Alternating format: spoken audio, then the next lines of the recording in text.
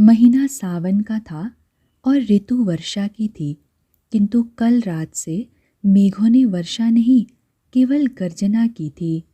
उमस फिर से बढ़ गई थी। वाष्प की ऊष्मा ग्रीष्म से भी अधिक तपाने लगी थी। वाष्प और वाष्प से छनकर आती धूप के कारण दिन भर किसी के लिए भी बाहर निकलना कठिन था। सूर्य ढला तो कुछ राहत हुई। दिन भर भीतर बंद रहने के कारण इस समय बाहर निकलकर खुली हवा में बैठने की तैयारी हुई। राजा एक लंबी अनुपस्थिति के बाद खेतड़ी लौटे थे। उनके संबंधियों, अधिकारियों और कर्मचारियों को उनसे भेंट करनी थी। ऐसा कौन था जो उन्हें प्रणाम करने और उनका कुशल समाचार जानने नहीं आएगा। गवाक्ष दर्शन की परंपरा अब समाप्त हो गई थी, किंतु प्रजा राजा के दर्शन तो करेगी ही। समारोह तो होना ही था। कर्मचारियों ने सफाई के पश्चात बड़े समारोह से पानी का छिड़काव किया। वे वाष्प की ऊष्मा को कम नहीं कर सकते थे, किंतु सुगंधित गुलाब जल से कुछ क्षतिपूर्ति का प्रयत्न उन्होंने अवश्य किया था। सहसा निस्तब्धता में दरक पड़ी। हवा चल निकली और उसके सुगंधित मंद झरोखे पसीने से तरबतर लोगों के शरीरों को कुछ सुख देने लगे। अजीत सिंह अपने सहचरों के साथ उद्यान भवन के खुले स्थान में बैठे थे। उनकी आंखें आकाश पर टंगी थी, जैसे उस कालिमा की माया को चीरकर उसके पार कुछ देखना चाह रहे हों। एक ओर वे प्रकृति के सौंदर्य को पीकर तृप्त हो रहे थे और दूसरी ओर उस मायाविनी की माया से त्रस्त थे। उन्हें स्मरण हो आया। स्वामी प्रकृति को सदा माँ कहकर स्मरण करते थे। अपनी माँ के सौंदर्य को निहार कर वे प्रसन्न होंगे। कदाचित सन्यासी अपनी माँ के रहस्यमयी चरित्र को राजा से कहीं अधिक समझते हैं, तभी तो वे माँ को देखकर प्रसन्न हो जाते थे और कभी कभी गुनगुनाने भी लगते थे। किंतु राजा तो सदा ही जैसे इस भेद भरी प्रकृति को देखकर अकेले पड़ जाते थे। वे एक अतृप्ति का, एक प्रकार के विरह का अनुभव करते थे। अपने संगी साथी उन्हें अपरिचित से लगने लगते थे। यह सारा लोक पराया लगने लगता था। जाने वे कहाँ से आए थे और उनका घर कहाँ था, उन्हें कहाँ लौटना था और कब लौटना था। यह शरीर जैसे कोई खोल था जिसमें वे बंदी होकर रह गए थे। ना वे स्वयं यह खोल थे और ना ही इस खोल पर उनका कोई अधिकार था। वह उनकी इच्छाओं से सर्वथा बेगाना था। इस खोल पर उनका कोई नियंत्रण नहीं था। वह उन पर मण अवश्य दिया गया था, किंतु था वह प्रकृति के नियमों का चाकर। अजीत सिंह कई बार सोचते थे, वे यह शरीर नहीं है। इसकी धमनियों में जो रक्त प्रवाहित होता है, वे उसे नहीं जानते थे। उस पर उनका कोई नियंत्रण नहीं था। यह शरीर जिस मन के अनुकूल था, वह मन उनके विवेक की एक नहीं सुनता था। अष्टावक्र संहिता में ठीक ही कहा गया था कि सारा संसार इस मन में बसता है और यह मन तुम्हारा नहीं है। मन अजीत सिंह का नहीं था, इसलिए वह उनका हितैषी भी नहीं था। वह तो कोई उन्मत्त और उच्छृंखल अस्तित्व था जो सांसारिक भोगों के उन्माद में खो जाना चाहता था। उसे न तो इस शरीर के सुख दुख से कोई लेना देना था, न इस आत्मा की पवित्रता और अपवित्रता के लिए वह चिंतित था। वह तो जैसे इस शरीर को, इस जीवन को भ्रमित कर इसे जलती आग में धकेल ठहाके लगाकर हंसने की तैयारी में रहता था। जैसे कहना चाह रहा हो, देखो मैंने कैसा छकाया। तो अजीत सिंह कौन है? यदि यह इस शरीर का नाम है तो अजीत सिंह यह शरीर नहीं है। यह शरीर तो जड़ प्रकृति है, उसी से बना है, उसी में विलीन हो जाता है। प्रकृति सदा ही उन्हें उनका अधूरापन स्मरण करा देती थी। वे अपनी पूर्णता को खोजने लगते थे। ईशावास्योपनिषद में लिखा है कि वह भी पूर्ण है और यह भी पूर्ण है, ब्रह्म भी पूर्ण है और जीव भी पूर्ण है। किंतु अजीत सिंह स्वयं को अपूर्ण क्यों पाते थे? उनकी पूर्णता कहाँ खो गई है? अपूर्णता उनको सालने लगती है और वे अपनी पूर्णता को पाने के लिए तड़पने लगते हैं। स्वामी जी कहाँ हैं?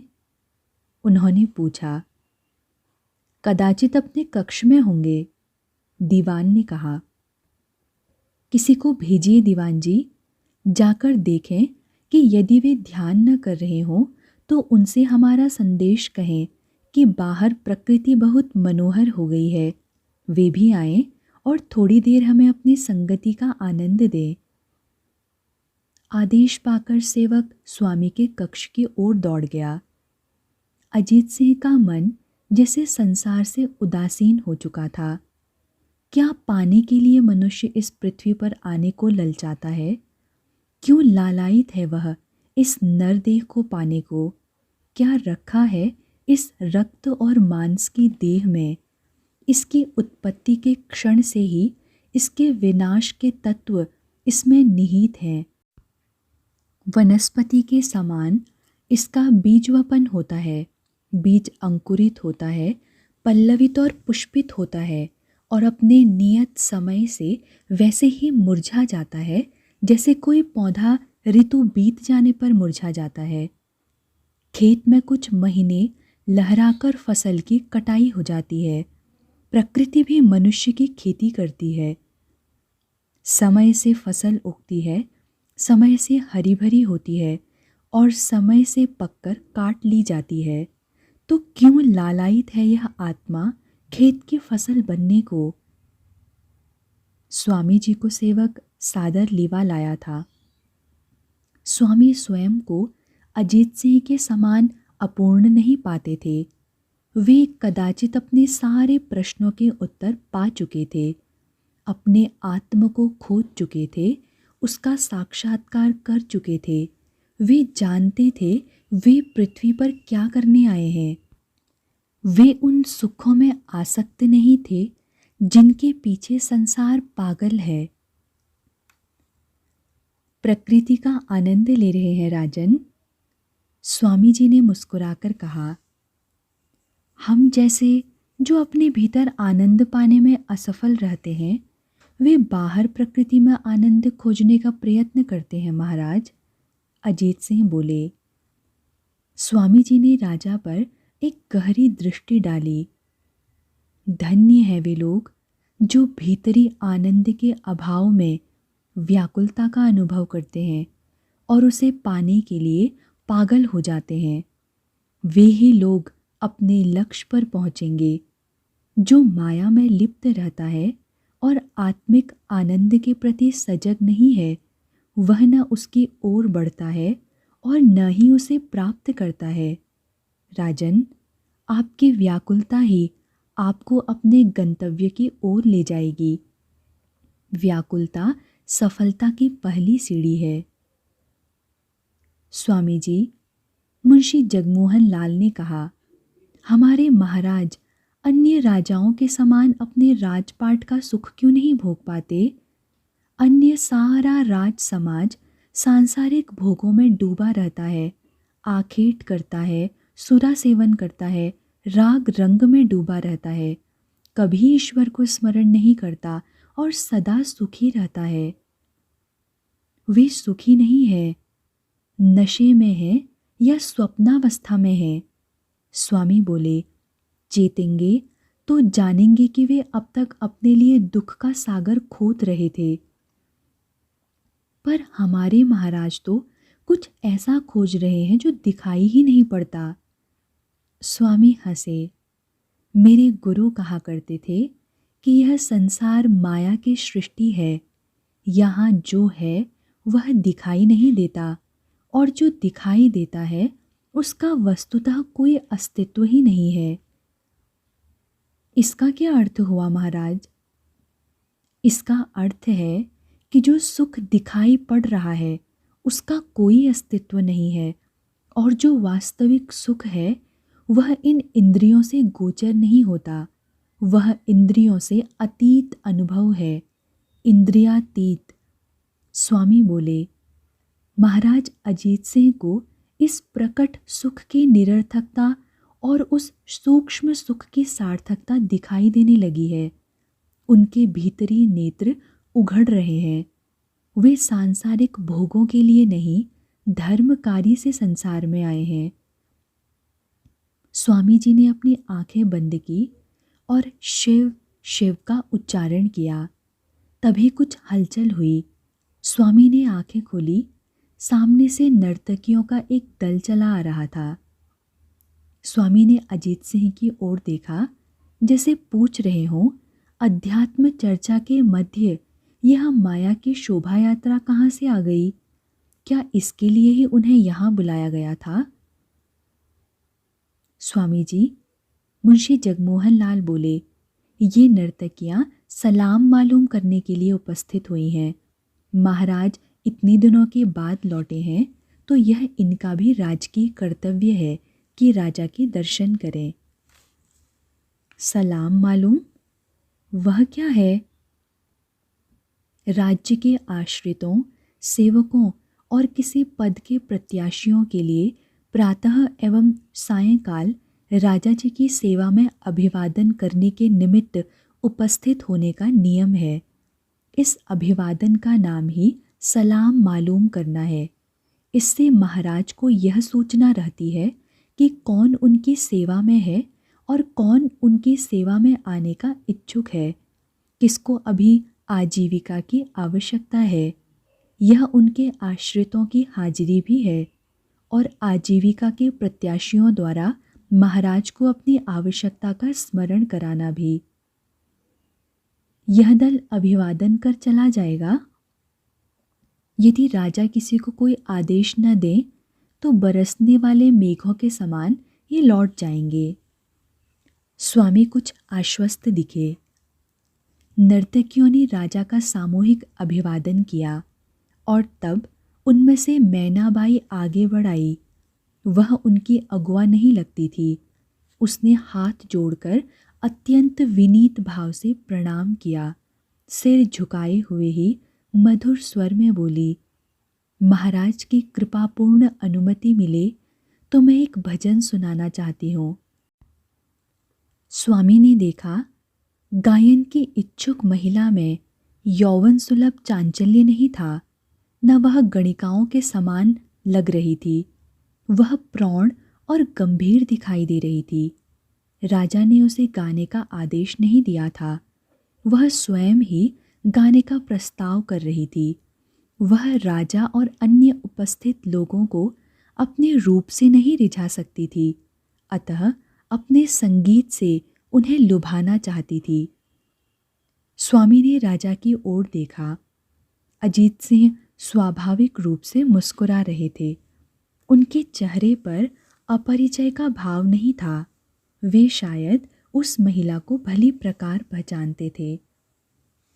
अवश्य गाओ मैनाबाई, उन्होंने कहा, तुम्हारे मधुर कंठ का संगीत सुने काफ़ी समय हो गया है। मैनाबाई बैठ गई, जैसे वह सलाम मालूम करने नहीं, गाने की पूरी तैयारी करके आई थी। वाद्य यंत्र प्रस्तुत कर दिए गए। संगत करने वाले भी साथ आ बैठे। गाना आरंभ होने को ही था। स्वामी के मन में वितृष्णा जागी। वे संगीत के विरोधी नहीं थे, किंतु वे राजा और दरबारियों की संगति में एक वैश्या का मुजरा सुनने यहाँ नहीं आए थे। स्वामी अपने स्थान पर लौट जाने के लिए उठ खड़े हुए। मैनाबाई ने उनका उठना तत्काल लक्षित किया, जैसे वह पहले से ही उसके लिए आशंकित हो। उसने हाथ जोड़कर निवेदन किया, स्वामी जी, आप अवश्य विराजिए। स्वामी उसका तिरस्कार नहीं करना चाहते थे। वे असमंजस में खड़े के खड़े रह गए। महाराज, मैं जानती हूँ कि गणिकाओं के मुजरे में सन्यासी नहीं बैठा करते। उसने अपने जुड़े हाथों पर अपना माथा टेक दिया।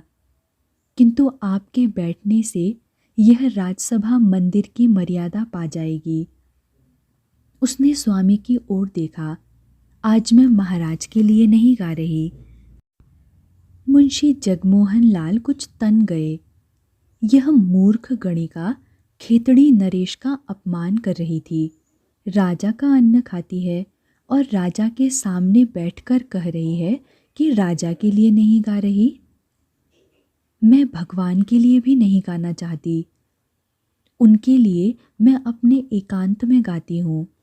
मैनाबाई ने निशंक भाव से कहा, आज मैं आपको ही एक भजन सुनाना चाहती हूँ। इस पतिता की यह प्रार्थना सुन लीजिए। उसका स्वर अत्यंत कातर हो उठा था। दीन बंधो, आप तारनहार हैं। आपका स्नेह राजा तक ही क्यों सीमित रहे? प्रजा पर भी उसकी वर्षा होनी चाहिए। इस पापिष्ठा को निराश मत कीजिए। उसकी कातरता स्वामी जी के मन को छू गई। स्वामी की दृष्टि राजा की ओर मुड़ी। राजा ने गणिका के आग्रह में अपनी अवहेलना नहीं मानी थी। उन्होंने अपनी ओर से भी अनुरोध किया, स्वामी जी, मैनाबाई का गायन सुनकर सभी प्रसन्न होते हैं। आप भी दया कर इसे सुन लीजिए। यह मुझ पर आपकी कृपा होगी। यह सांसारिक गीत नहीं सुनाएगी, कोई श्रेष्ठ भजन ही गाएगी। स्वामी मन ही मन हंसे। वे राजा को जिस रोग से मुक्त करना चाहते हैं, राजा उसी के कीटाणु तस्करी में रखकर उन्हें परोस रहे थे। अजीत सिंह जानते हैं कि स्वामी संगीत के प्रेमी हैं, किंतु उनका संगीत वह पवित्र संगीत है जो मनुष्य के मन को एकाग्र कर ईश्वर के निकट ले जाता है। वह समाधि तक पहुँचने का एक माध्यम है, भक्ति का ही एक मार्ग है। और अजीत सिंह उन्हें एक वैश्या के संगीत और मुजरे के दर्शक होने का आग्रह कर रहे हैं। पता नहीं वह स्त्री वैश्या है या नहीं। वह मात्र नर्तकी भी हो सकती है। केवल गायिका तो वह नहीं है। वह कलावती तो है। और फिर राजाओं की सभा में गाने वाली गायिका किस क्षण कलाकार से वैश्या हो जाएगी, इसका किसी को क्या पता है। धन की तृष्णा ने प्रायः कला को वैश्या बनाया है। राजा अजीत सिंह कुछ भी अशोभनीय न करें तो भी क्या, उनके किसी मुसाहिब को भा गई तो वह हाथ पकड़ उसे अपने साथ ले जाएगा। परंतु स्वामी के सात्विक मन में यह प्रतिक्रिया टिकी नहीं। उस स्त्री का भाग्य उसके प्रति कठोर रहा है। उन्होंने सोचा, उसको उसके कर्मों के लिए दंडित करने का काम ईश्वर का है, स्वामी का नहीं। स्वामी के मन में पापियों के लिए भी दया का भाव होना चाहिए। यदि कोई अपने पापों से ऊपर उठने के लिए सहारा मांगे तो स्वामी का धर्म है कि वे उसे सहारा दें। स्वामी का उठकर जाना स्थगित हो गया। वे ठहर गए। गायिका की कातर प्रार्थना में उन्हें कुछ सात्विकता का आभास हुआ था। राजा के अनुरोध का भी कोई विशेष अर्थ होना चाहिए। राजा स्वामी को किसी गणिका का बाजारू गीत सुनवाने के लिए इस प्रकार आग्रह नहीं करेंगे। वे बैठ तो गए, किंतु उनकी अन्य मनस्कता किसी से छिपी हुई नहीं थी। लग रहा था कि वे इस परिवेश से तटस्थ होकर अपने भीतर रमने का प्रयत्न कर रहे थे। वे ध्यान करने का प्रयत्न कर रहे थे। मैनाबाई ने ताल और सुर के साथ सूरदास का पद आरंभ किया। हमरे प्रभु अवगुण चित्त न धरो। स्वामी सजग हो उठे। वह पापिनी तो पहले ही अपने अवगुणों को स्वीकार कर रही है, पश्चाताप कर रही है।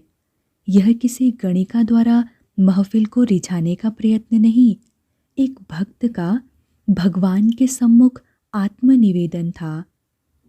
समदर्शी है नाम तिहारो, अब मोहि पार करो। एक लोहा पूजा में राखत, एक घर बधिक परो। सो दुविधा पारस नहीं जानत, कंचन करत खरो। स्वामी देख रहे थे, वह संगीत में पारंगत थी, उसका कंठ भी मधुर था, किंतु सबसे महत्वपूर्ण तो उसके शब्द थे जो उसके हृदय की स्थिति प्रकट कर रहे थे। वे केवल गायिका के शब्द न होकर एक समर्पित भक्त की वाणी थी, जिसे अपने दोषों का पूर्ण ज्ञान था। वह उन्हें स्वीकार कर रही थी और प्रभु से विनती कर रही थी। वह उन शब्दों का उच्चारण भर नहीं कर रही थी, वह उन शब्दों को जी रही थी। एक नदिया एक नार कहावत, मैलो ही नीर भरो। जब दो मिली एक बरन भये, सुरसरी नाम परो। यह माया भ्रम जाल निवारो, सूरदास सगरो। अब की बेर मोहि पार उतारो, नहीं प्रण जात टरो। गायिका अपने संगीत में ही नहीं, अपने भावों में भी तन्मय थी। वह राजा के दरबार में नहीं बैठी थी, अपने आराध्य की सेवा में उपस्थित थी। सुनने वाले भी चित्रवत हो गए थे। सभा पर एक विलक्षण विद्युत सी दौड़ गई थी। भक्त हृदय के निवेदन का भाव स्वामी को भी छू गया। वे इस स्त्री को गणिका मानकर उसके संगीत की उपेक्षा कर यहाँ से उठकर जा रहे थे। वह सचमुच उन्हीं के माध्यम से भगवान से निवेदन कर रही थी। स्वामी का मन जैसे चौंक उठा।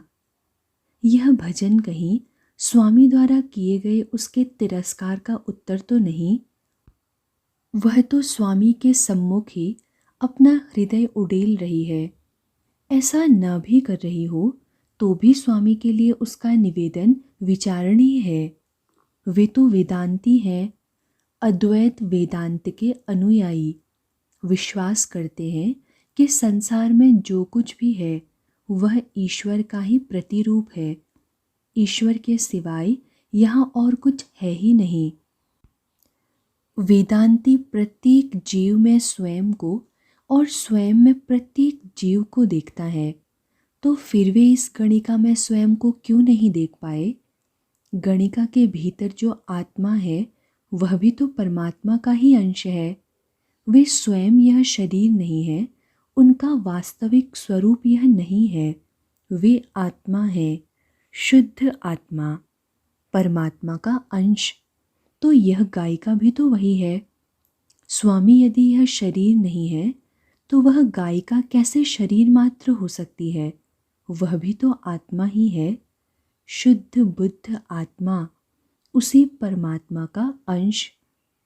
कलेवर ही तो भिन्न है और वे उसे स्त्री मानकर उससे दूर हट रहे थे, क्योंकि सन्यासी ब्रह्मचारी होता है और ब्रह्मचारी को स्त्री के संपर्क में नहीं आना चाहिए। वे उसे गणिका मानकर उसकी उपेक्षा कर रहे थे, पर वह गणिका नहीं है, वह तो उनकी गुरु है जो उन्हें उपदेश दे रही है। यदि वे पारस हैं तो उन्हें लोहे और लोहे में अंतर नहीं करना चाहिए, चाहे वह पूजा में रखा गया हो, चाहे किसी बधिक के घर में धरा हो, जहाँ उससे जीवों के शरीर काटने का काम लिया जा रहा हो। गंगा के पवित्र जल और नाले के गंदे पानी में क्या अंतर है? यही तो कि उस नाले का पानी मैला हो गया है, पर जब वह गंगा में मिल जाता है तो वह भी गंगा का ही अंश हो जाता है, गंगा हो जाता है। जीव ब्रह्म में मिल जाता है तो वह भी ब्रह्म हो जाता है, वरन वह ब्रह्म ही है। जीव होने का तो भ्रम मात्र है, माया का चमत्कार है। तो फिर यह गायिका ठीक कह रही है वह, हमरे प्रभु अवगुण चित्त न धरो, समदर्शी है नाम तिहारो। स्वामी के मन में अहंकार कहाँ से आ गया?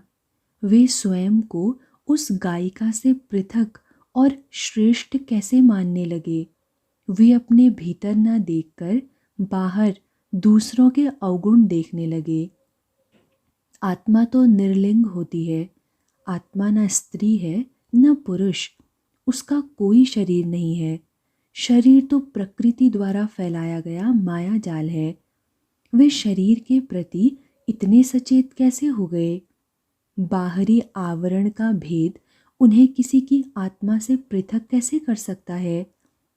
ठीक कह रही है यह गायिका, समदर्शी है नाम तिहारो। स्वामी को लगा उनसे कोई अपराध हो गया है। अहंकार ने उन पर पूर्ण प्रभुत्व जमा लिया था, जिससे उनके मन में द्वैत भाव आ गया था। गायिका ने न्याय के लिए गुहार की है, उसे न्याय मिलना ही चाहिए। स्वामी को प्रायश्चित करना होगा। इस पतिता समझी जाने वाली स्त्री ने एक भक्त का पद गाकर सर्वम खलविदम ब्रह्म के तत्व को हृदयंगम करा दिया है। वे सोच रहे थे, मेरा सन्यास भी क्या सन्यास है। मैं सन्यासी हूँ और यह एक पतिता नारी है। यह ऊंच नीच की भावना, यह भेद बुद्धि आज भी दूर नहीं हुई। भगवत गीता में भगवान ने कहा है, समदर्शी वह है जो एक विद्वान ब्राह्मण, एक चांडाल, एक हाथी और एक कुत्ते में भी अंतर न करे। और यहाँ वे एक भक्त हृदय को स्वयं से नीच समझ रहे हैं, क्योंकि वह एक राजसभा में गायन कर्म कर अपनी आजीविका पाती है।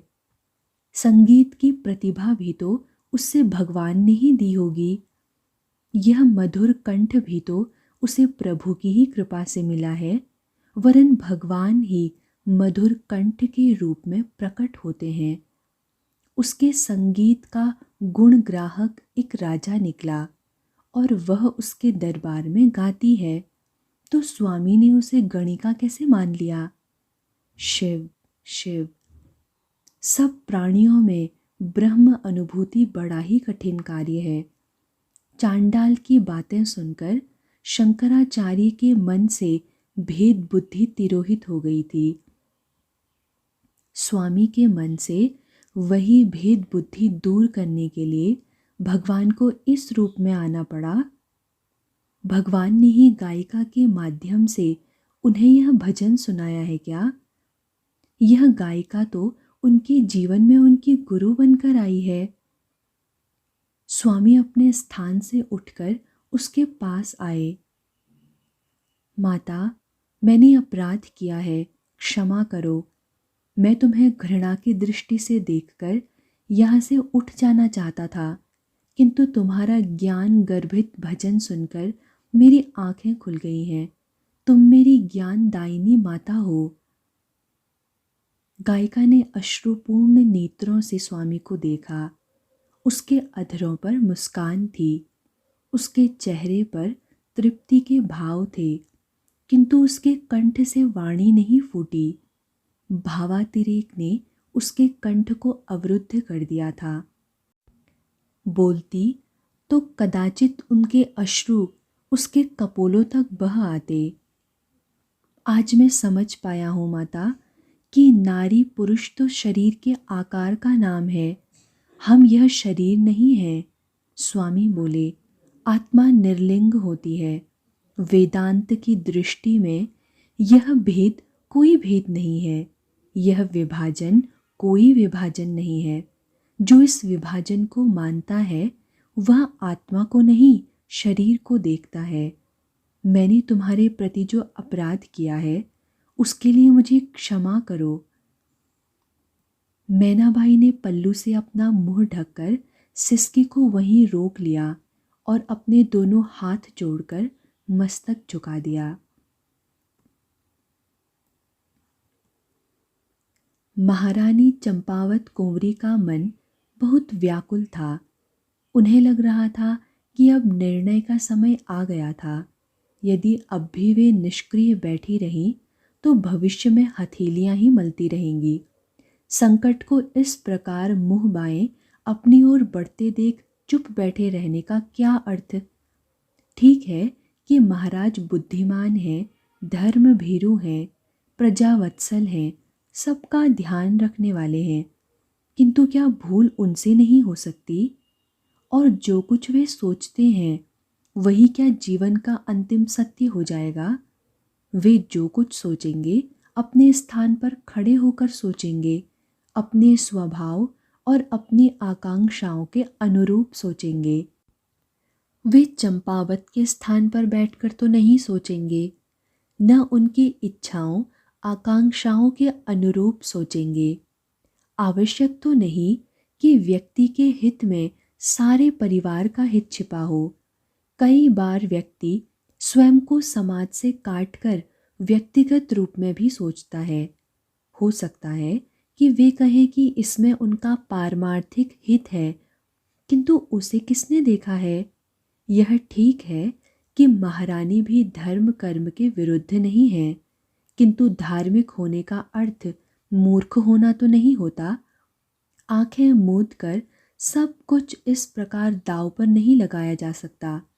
राज पंडित ने बहुत समय से उन्हें चेतावनी दे दी थी, नहीं तो संभवतः उन्हें पता ही तब लगता जब चिड़िया खेत चुग चुकी होती।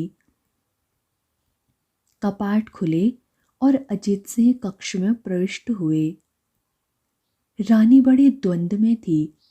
वे अपने पति से किस प्रकार का व्यवहार करें, उनके प्रति प्रेम प्रकट कर अपनी बात मनवाने का प्रयत्न करें अथवा अपना रोष प्रकट करें।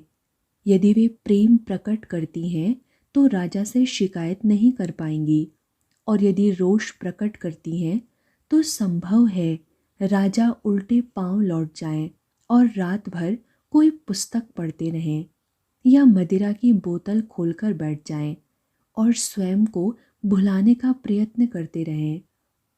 राजा भी विचित्र हैं। वे वेश्याओं के मुजरे में बैठे भी पी सकते हैं और मदिरा पान कर प्रभु को भी स्मरण करने लगते हैं। वे मदिरा पीकर स्वयं को भूल जाते हैं। फिर वे किसी के भी हो सकते हैं, नर्तकी के भी और प्रभु के भी। उनका क्या भरोसा है कि वे ऊपर के चौबारे में चले जाएं और सोते हुए स्वामी के चरण चापते रहें।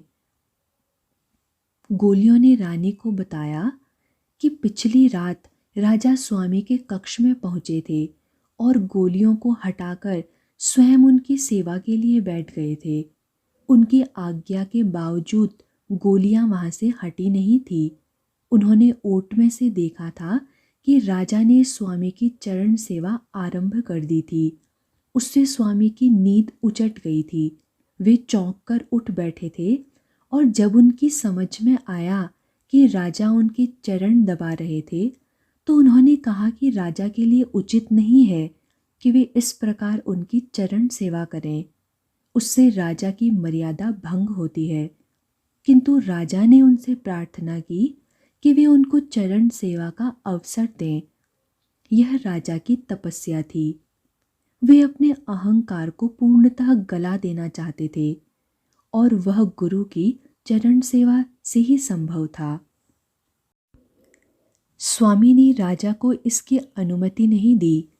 यह कहकर टाल दिया कि उन्हें रात को बहुत कम नींद आती है। ऐसे में यदि राजा उनकी चरण सेवा करेंगे तो शायद वे सो ही ना पाएं। राजा उन्हें सोने दें। उन्हें ब्रह्म मुहूर्त में ही ध्यान के लिए बैठना है। वे उससे पहले पर्याप्त सो लेना चाहते हैं। यदि राजा को किसी कारण से नींद नहीं आ रही तो अच्छा हो कि वे स्वामी की चरण सेवा करने के स्थान पर अपने कक्ष में जाकर ध्यान करने का प्रयत्न करें। जो राजा स्वयं ही अपना घर बार छोड़कर एक सन्यासी के चरण चापने का सुख प्राप्त करना चाहता हो, उसके प्रति रोष प्रकट कर रानी उसे अपने मायाजाल में कैसे बांधेंगी? उल्टे उसे स्वयं से और भी दूर धकेल देंगी। उससे रानी का क्या हित होगा? रानी को चाहिए कि राजा को अपने निकट खींचे, उन्हें अपने मायापाश में बांधने का प्रयत्न करें। रानी ने राजा के स्वागत के लिए अपनी भुजाएं फैला दी। मैं भी सोचता हूँ कि मैं कितना भाग्यशाली हूँ जो तुम जैसी सुंदर और प्रेम करने वाली पत्नी मिली। राजा उनके निकट आ गए। रानी स्वयं को रोक नहीं पाई।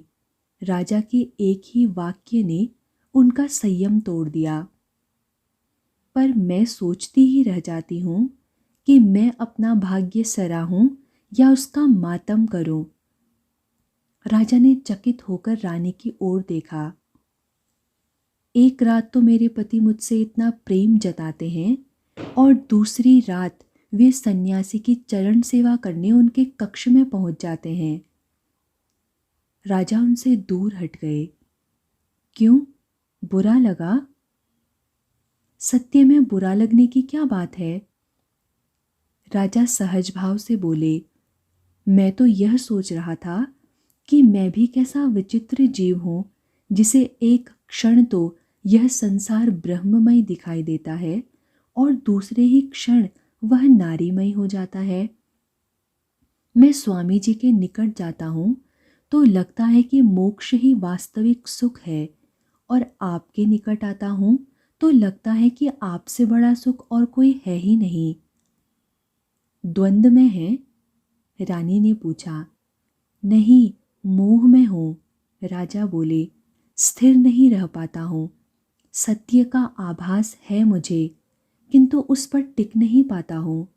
सत्य को प्राप्त करना चाहता हूँ, किंतु माया को छोड़ भी नहीं पाता। अभी शायद मेरा सांसारिक भोग पूरा नहीं हुआ।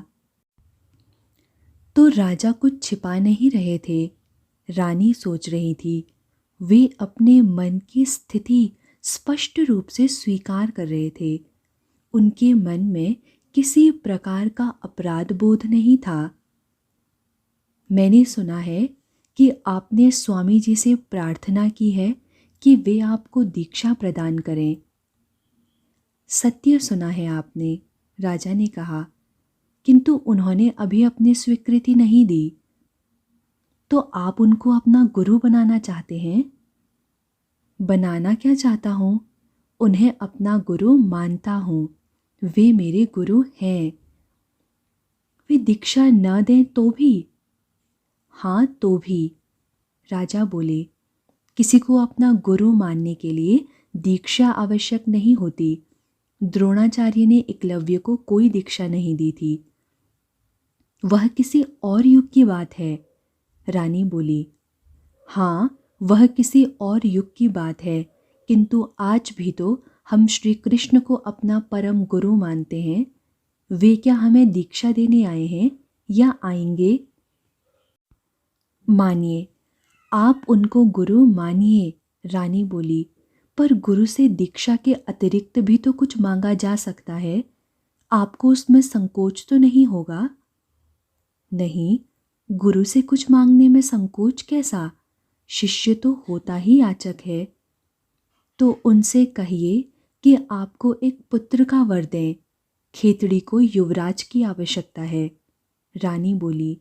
आपकी 2-2 संतानें होने पर भी अभी खेतड़ी को युवराज की प्रतीक्षा है। राजा स्तब्ध रह गए। रानी क्या कह रही हैं? जो गुरु स्वयं सन्यासी हो, वह अपने शिष्यों को सांसारिकता में प्रवृत्त कैसे करेगा? उनको माया में और गहरे बंधने का वर देगा। मैं उनसे मोक्ष की प्रार्थना करूंगा या सांसारिक बंधनों की याचना करूंगा? रानी उठकर बैठ गई।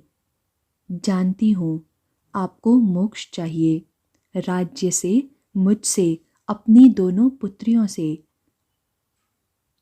जानती हैं या मानती हैं? निश्चित रूप से जानती हूँ। इसीलिए एक राजकुमार मांग रही हूँ, ताकि जब आप हमारी भुजा छोड़ दें तब कोई तो हो हमें सहारा देने वाला, हमारी बाँह थामने वाला। राजा चुपचाप रानी को देखते रहे। रानी तो बहुत दूर तक सोच गई थी। उन्होंने तो अभी ऐसा कोई निश्चय नहीं किया था। मोक्ष तो संसार से होता है रानी, जन्म मरण के चक्र से होता है। अंततः राजा बोले, अपनी पत्नी और संतान से मोक्ष किसने मांगा है? इतना तो मैं भी समझती हूँ राजन कि पत्नी और संतान को त्यागे बिना संसार नहीं त्यागा जाता। संसार और है ही क्या? रानी का स्वर कुछ शांत हुआ। मैं यह नहीं कह रही कि आप मुझसे पीछा छुड़ाने के प्रयत्न में हैं, किंतु जो प्रवृत्ति आपकी है उसे देखकर कोई भी कह सकता है कि आप किसी भी समय संसार का त्याग कर सन्यासी हो जाने का निर्णय कर सकते हैं। रानी ने उनको भरपूर दृष्टि से देखा। मैं नहीं चाहती कि आप सन्यास ग्रहण करें। मैं चाहती हूँ कि आप सुख और सम्मान से अपने घर, अपने परिवार में रहें, अपनी प्रजा और अपने संतान का पालन करें, समाज को न्याय दें। किंतु यदि आपने घर त्यागने का निर्णय कर ही लिया अथवा आपके गुरु ने आपको गृह त्याग का आदेश दे दिया, तो हम किसके सहारे जिएंगे? युवराज के बिना रियासत नहीं टिकेगी। या तो अंग्रेज ही इसको पचा जाएंगे अथवा नाते रिश्तेदार इसे आपस में बांट लेंगे। संभव है जयपुर राज्य ही इसे अपने प्रबंध में ले ले। आखिर खेतड़ी जयपुर का ठिकाना ही तो है। तो फिर खेतड़ी को युवराज चाहिए या नहीं? वैसे तो प्रत्येक स्त्री को पति और पुत्र दोनों चाहिए, किंतु यदि पति उसको त्यागने का निर्णय कर ही ले तो सहारे के लिए पुत्र तो होना ही चाहिए। राजा ने हंसने का प्रयत्न किया। आपके मन में मेरे प्रति प्रेम कम, आशंकाएं अधिक हैं। यह तो मैंने कभी जाना ही नहीं था। प्रेम कम नहीं है महाराज, रानी तड़प कर बोली। प्रिय भाग न जाए, यह आशंका भी अपने आप में प्रेम का ही एक रूप है। आप मेरे साथ बंध कर रहें। तो भी हमें युवराज की आवश्यकता है। आप गृहस्थी से मुक्त होना चाहें तो मैं आपके मार्ग की बाधा न बनूं, उसके लिए भी आवश्यक है कि खेतड़ी का एक युवराज हो। पर आपने यह कैसे सोच लिया कि आपको असहाय बेसहारा छोड़कर बिना किसी प्रबंध के तपस्या के लिए वन को चल दूंगा? क्योंकि यह जानती हूं मैं कि जिन्हें तपस्या का आदेश या आवेश होता है वे स्वयं भी ईश्वर पर निर्भर होते हैं और शेष सबको भी ईश्वर के भरोसे ही छोड़ देते हैं। रानी ने उनकी ओर देखा। सारे जीवों के प्रति करुणा के अवतार महात्मा बुद्ध तक अपनी पत्नी को सोई छोड़कर तपस्या करने चले गए थे। जहाँ तक मैं जानती हूँ, आपके प्रार्थनीय गुरु भी अपनी माता और छोटे भाइयों को बिना किसी सहारे के, बिना किसी प्रकार के आर्थिक प्रबंध के ईश्वर के सहारे छोड़कर घर से निकल पड़े थे। हमें यदि भाग्य ने आपके भरोसे रखा है, भगवान ने आपकी रियासत से हमारे अन्न जल का प्रबंध किया है, तो आपको अपनी रियासत और हमारी चिंता करनी चाहिए या नहीं? पर मैंने तो कभी गृह त्याग की बात सोची ही नहीं है। मेरे मन में कभी ऐसा कुछ आया ही नहीं। ठीक है, किंतु ऐसी कोई प्रेरणा होने में वर्षों नहीं लगते। क्षण भर में आदमी क्या से क्या हो जाता है। राजा कुछ क्षण मौन बैठे रहे और फिर सहसा बोले, ठीक है रानी, मैं आपको वचन देता हूँ कि यदि कभी ऐसा कोई अवसर आया तो आप स्वयं को बेसहारा नहीं पाएंगी। रानी ने प्रसन्न होकर अपनी भुजाओं, अपने नयनों और अधरों के संकेतों से राजा को आमंत्रित किया, किंतु राजा ने जैसे यह सब देखा ही नहीं। वे उठकर कक्ष से बाहर चले गए। ऊपर के तल पर चौबारे में बैठे राजा सोच रहे थे। वैसे तो पति पत्नी में 7-7 जन्मों का संबंध माना जाता है, किंतु है तो यह संबंध सांसारिक ही। पत्नी कितनी भी सुशीला हो, किंतु होती है व्यापारी ही। वह अपनी मुस्कानों को भी यह सोचकर बेचती है कि उसका उसे क्या मोल लेना है। पति यदि किसी सुख की खोज में आया है तो वह उसे उससे भावतोल का सबसे अच्छा अवसर होता है। अपनी शर्तों पर उसे सुख दो, अपना भविष्य सुरक्षित कर लो, उससे वचन ले लो। शायद कोई किसी से प्रेम नहीं करता, कोई त्याग नहीं करता, कोई किसी और के सुख के लिए नहीं जीता। कैसी स्वार्थी सृष्टि बनाई है भगवान ने भी। और कहते हैं कि प्रत्येक जीव में उसी का अंश है। वह अंश कहीं दिखाई तो देता ही नहीं। यहाँ तो सब प्रकृति के ही अंश दिखाई देते हैं, उस प्रकृति के जो स्वार्थी है, आत्म केंद्रित है, इंद्रिय सुख की लोभी है। वैसे रानी ठीक ही कह रही थी कि युवराज न हो तो अपने ही संबंधी रियासत के टुकड़े कर खा जाएंगे। यहाँ कोई किसी का नहीं है, मतलब को गर्जी जग सारो। राजा के मन में ऐसी पीड़ा जागी कि वे हारमोनियम लेकर बैठ गए। विन बिन मोही को कछु ना सुहावे, तरफत चित्त अति ही अकुलावे। एरी सखी हमरे पीतम को, जाए कोई यह बात सुनावे। यह जीवन छीजत है छन छन, बीत गए पर फिर नहीं आवे। बहुत काल बीते आवन के, गिनत गिनत जेरा घबरावे। हाय दई अखियाँ तरसत है, विरह विपत नित मोहि जरावे। मरण न देत आस मिलबे की, जीवन छिन बिन बिन नहीं भावे। सुध बुध सब ही भूल गई री, यह दुख तो अब सहियो न जावे। मतलब को गर्जी जग सारो, अर्जी मुरी कौन सुनावे। तन मन जीती रीति सब करिके, भजी हो राम काज बनियावे। हे जगदीश ईश विश्वंभर, तुम बिन यह दुख कौन मिटावे। करो कृपा करुणा निधि मोपे, मिले पिया जिन हरस न भावे। ज्ञानी याही ज्ञान करी देखे, रसिक याही रस पच्छ लगावे। जोग भोग गति दोय एक करी, सुमति अजित पद सहज बतावे।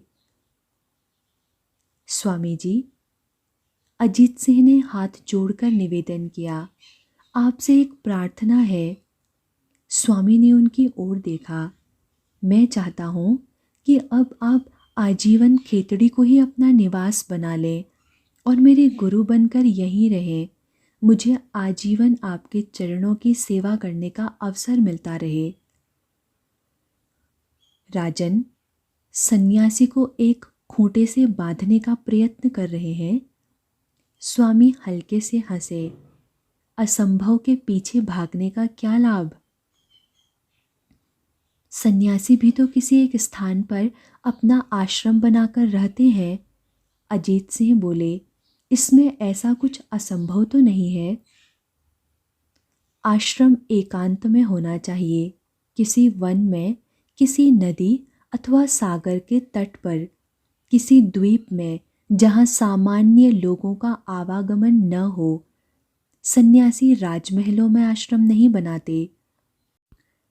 राजमहलों में आश्रम नहीं बनते, किंतु राजमहल तो आश्रम बन सकते हैं। वे आश्रम नहीं होते, किसी बनिए की दुकान हो सकती है। आश्रम का अर्थ है साधना स्थली। साधना वहाँ नहीं हो सकती जहाँ लोगों का अधिक आवागमन हो, और राजमहल में लोगों का आवागमन रोक देना कोई न्याय नहीं है। स्वामी बोले, वैसे सन्यासी को कहीं भी उतने ही समय तक रुकना चाहिए जितने समय तक वहाँ उसकी आवश्यकता है। स्वामी का स्वर गंभीर हो गया। धारा का धर्म है बहना, रुकते ही वह जोहड़ बन जाएगी। खेतों और वनों को नहीं सींचेगी, भैंसों के नहाने का काम आएगी। महाराज, वह भी तो उपयोगी है। गांव के लिए तो तालाब ही वरदान है। तालाब एक गांव का होता है और धारा सारे धराधाम की होती है। स्वामी बोले, धारा को तालाब बनाने का प्रयत्न मत करो राजन, तालाबों को धारा में बदलने के लिए श्रम करो। तो स्वामी जी, क्या यह संभव है कि जब आप यहाँ रुक ना सकें तो मैं भी आपके साथ चलूं? धाराएं अपने तट पर आए कंकड़ पत्थर को बहाकर अपने साथ तो ले ही जाती हैं। नहीं, आप मेरे साथ नहीं जाएंगे। स्वामी का प्रखर स्वर गूंजा। आप इस धारा के संपर्क में आने वाले कंकड़ पत्थर नहीं हैं, आप धारा का कगार कटने से रोकने वाले पत्थर हैं। आपको अपने स्थान पर रहना है और स्थिर रूप से रहना है ताकि धारा अपने नियत मार्ग पर बह सके। स्वामी ने रुककर एक गंभीर दृष्टि राजा पर डाली। मैं केवल रूपक नहीं बांध रहा हूं, आपको एक यथार्थ सूचना दे रहा हूं। आपका जन्म एक विशेष लक्ष्य के लिए है। आपको विश्व की कुछ महान घटनाओं में सहयोगी की भूमिका निभानी है। इसलिए आप खेतड़ी में ही रहेंगे और अपने राज्य का त्याग भी नहीं करेंगे। आप जिस दायित्व को लेकर जन्मे हैं उसके लिए अपने राजधर्म का निर्वाह करते हुए जीवन भर तपस्या करेंगे। यह तपस्या है स्वामी जी? राजा हंस पड़े। यह भोग विलास, ये वस्त्राभूषण, ये महल और हवेलियां, यह सब तपस्या है तो भोग क्या होता है? स्वामी भी हंस पड़े। यदि यह भोग विलास है, यदि यह सुख का साधन है, तो आप इसके त्याग की चर्चा क्यों करते हैं? क्योंकि ये भोग मेरे लिए सुखकर नहीं है। राजा का स्वर कुछ अवसादपूर्ण हो गया। एक बच्चा जिस खेल को बहुत प्रसन्नता से खेलता है, किसी भी वयस्क के लिए वह खेल पीड़ादायक हो जाता है। किंतु यदि उस वयस्क को कहा जाए कि बच्चे की माँ अभी किसी काम में लगी है, इसलिए बच्चे को बहलाए रखने के लिए 2 घंटे उसके साथ वही खेल खेलते रहो, तो अपना दायित्व समझते हुए, खेल में रुचि न होते हुए भी वह खेल खेलेगा, राजा ने कहा। और सहसा राजा के चेहरे का भाव बदल गया। उन्होंने एक नई सी दृष्टि से स्वामी की ओर देखा। आपका अभिप्राय है कि मुझे अपना कर्तव्य मानकर राजा बने रहने का यह खेल खेलना होगा? आप ठीक समझे, स्वामी बोले। आपको इस भूमिका का निर्वाह करना होगा ताकि बच्चे की माँ अपना काम कर सके। राजा मौन बैठे स्वामी की ओर देखते रहे, जैसे उनके मन में कुछ रहस्य खुल रहे हों, और सहसा वे कुछ चंचल हो उठे। तो महाराज, यदि मुझे खेल ही खेलना है तो उसे पूरी ईमानदारी से खेलना चाहिए। सारा साजो सामान भी वैसा ही होना चाहिए। हाँ राजन, जब हम बच्चे के साथ खेलते हैं और बच्चा सिंह का अभिनय करता हुआ हमें डराता है, तो यह जानते हुए भी कि वह सिंह नहीं है, हम भयभीत होने का अभिनय करते हैं। वैसे ही आप सत्य को जानते हुए भी राजा बने रहेंगे, राजा के समान अभिनय करेंगे और दूसरों को बाध्य करेंगे कि वे आपकी प्रजा का सा व्यवहार करें। आप जानते हैं स्वामी जी, राजा बने रहने का अर्थ है ठाकुरों के उस समाज का अंश होकर रहना जिसमें दिन रात विलास का खेल होता है, मांसाहार होता है, मदिरापान होता है, मुजरे होते हैं। यद्यपि वे राजधर्म का अंग नहीं है, किंतु आज के राज समाज का व्यवहार अवश्य है। स्वामी मुस्कुराए। मैं जानता हूँ कि आप सन्यासी होकर राज्य नहीं कर सकते, आपको भी राजा बनकर रहना होगा। तो स्वामी जी, महारानी की उत्कट अभिलाषा है कि वे इस बार खेतड़ी के युवराज को जन्म दें। कृपा कर उनकी आकांक्षा पूर्ति का वर दें। राजा स्वामी के सामने अपने घुटनों पर बैठ गए। वे 2 राजकुमारियों की जननी बन चुकी हैं। वे चाहती हैं कि इस बार पुत्र का जन्म हो जाए ताकि वे खेतड़ी का ऋण उतारकर अपने दायित्व से मुक्त हो सकें। यह क्या राजन? स्वामी मुस्कुराए। सन्यासी से मुक्ति की नहीं, बंधन की याचना कर रहे हैं। जब खेल ही खेलना है महाराज, तो मन लगाकर खेला जाए। अजीत सिंह भी मुस्कुरा रहे थे। मन लगाकर नहीं राजन, खेल में अनासक्त भाव से खेला जाए। स्वामी मौन हो गए। उन्होंने अपनी आंखें बंद कर ली। कुछ क्षणों में उनकी आंखें खुली। मैं अपने गुरुदेव के नाम पर आपको पुत्र जन्म का आशीर्वाद दे रहा हूँ। भगवान की इच्छा हुई तो इस बार आपको पुत्र लाभ ही होगा। स्वामी ने राजा के सिर पर अपना हाथ रख दिया। राजा ने स्वामी के चरण पकड़ लिए। एक कृपा और करे महाराज। उठिए, स्वामी ने कहा। अपने आसन पर बैठिए। अभी आपका कोई सेवक आ जाएगा।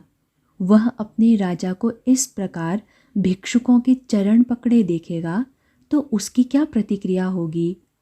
अपने राजा को, जिसे वह अपना अन्नदाता मानता है, इस प्रकार याचक की स्थिति में देखकर उसके मन में बनी राजा की छवि टूट जाएगी। राजा उठकर अपने आसन पर बैठ गए। महाराज, आप खेतड़ी से जहाँ कहीं भी जाएं, वहाँ हमारे प्रणाम स्वरूप खेतड़ी राज्य की ओर से 100 रुपये प्रति मास की राशि स्वीकार करते रहें। अस्वीकार न करें महाराज।